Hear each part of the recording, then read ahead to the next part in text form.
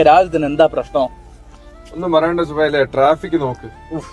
ഇതാണ് ഇവിടുത്തെ ലൈഫ്. ദുബായിൽ താമസിക്കുന്ന എല്ലാ പ്രവാസികളുടെയും അവസ്ഥ ഇത് തന്നെയാണ്. വർഷത്തിൽ നോക്കിക്കഴിഞ്ഞാൽ ഒരു 4.5 മാസം ഈ ഷെയ്ഖ് സായിദ് റോഡിൽ തന്നെയാണ് നമ്മുടെ ലൈഫ് പോകുന്നത്.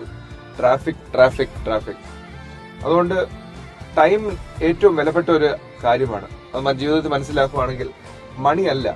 ഞാൻ പറയാൻ കാരണം ഇവിടെ ഈ റെന്റ് കൂടുന്നുണ്ട്, പിന്നെ അപ്പാർട്ട്മെന്റ്സ് കിട്ടുന്നില്ല. അത് കാരണം ആൾക്കാർ ഷാർജയിലേക്ക് ഷിഫ്റ്റ് ചെയ്യുന്നുണ്ട്. That's A very bad choice, very bad option. കാരണം അവരവരുടെ റെന്റ് സേവ് ചെയ്യാൻ വേണ്ടിയാണ് ഷാർജയിലേക്ക് പോകുന്നത്. പക്ഷെ അവർ മനസ്സിലാക്കുന്നില്ല അവരുടെ ജീവിതം ഈ ട്രാവൽ സമയത്ത് തന്നെ അവരുടെ ലൈഫ് പൊയ്ക്കൊണ്ടിരിക്കുകയാണ്. ഒരു ദിവസം 3.5-4 മണിക്കൂർ അവർ റോഡിൽ തന്നെ സ്റ്റക്കാണ്.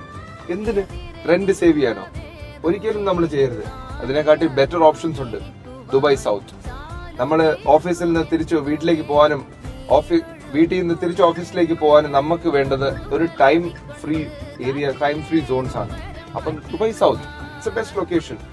നിങ്ങൾ കമന്റ് ചെയ്യുക. കമന്റ് ചെയ്തിട്ട് പറയാം നിങ്ങളുടെ അഭിപ്രായം എന്താണ്.